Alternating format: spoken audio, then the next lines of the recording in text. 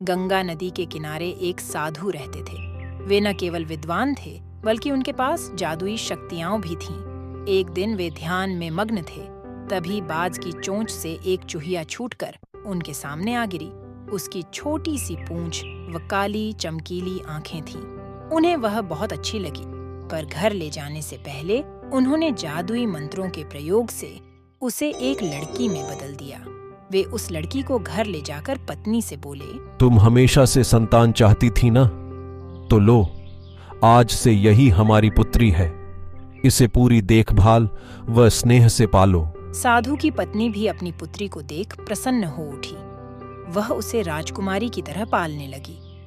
साल बीतते गए, नन्ही लड़की एक सुंदर युवती बन गई। जब वह 18 वर्ष की हुई तो साधु व उसकी पत्नी उसके लिए वर तलाशने लगे। साधु ने कहा, मेरी बिटिया का विवाह ऐसे व्यक्ति से होना चाहिए जो सबसे बड़ा हो। मेरे हिसाब से सूर्य ठीक रहेगा। पत्नी ने भी हामी भरी।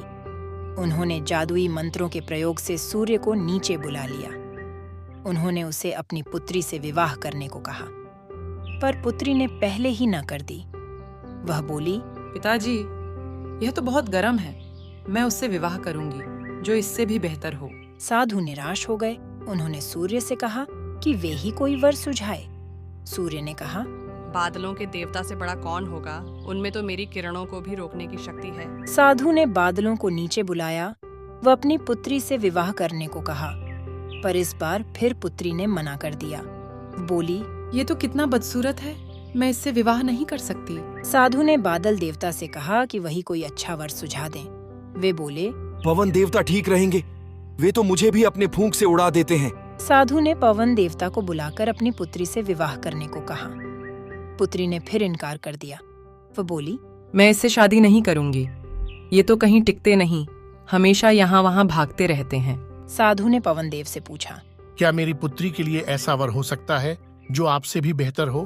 पवन देव ने कहा कि पर्वत देव मजबूत व ऊंचे हैं, वे मेरा भी रास्ता रोक देते हैं। साधु ने पर्वत देवता से कहा कि वह उसकी पुत्री से विवाह कर ले। पुत्री ने फिर से मना कर दिया। वह बोली, ये तो बहुत लंबे, सख्त व कठोर हैं। मैं इनसे विवाह नहीं कर सकती, इनसे भी कोई बेहतर चाहिए। पर्वत देवता ने चूहे का नाम सुझाया। वे बोले, माना मैं काफी सख्त, मजबूत व ऊंचा हूँ, पर चूहे मुझ में भी आसानी से बिल बना सकते हैं। साधु ने चूहे को बुलाया। उसे देखते ही उसकी पुत्री खुशी से उछल पड़ी। हाँ पिताजी, यही तो है वह, मैं जिससे शादी करना चाहती थी। साधु ने सोचा, इसे ही किस्मत कहते हैं। यह एक चूहिया थी और एक चूहे से विवाह करना ही इसके भाग्य में लिखा है। उन्होंने जादुई मंत्रों के प्रभाव से पुत्री को फिर से चूहिया बना दिया। चूहा व चूहिया विवाह करके खुशी खुशी रहने लगे।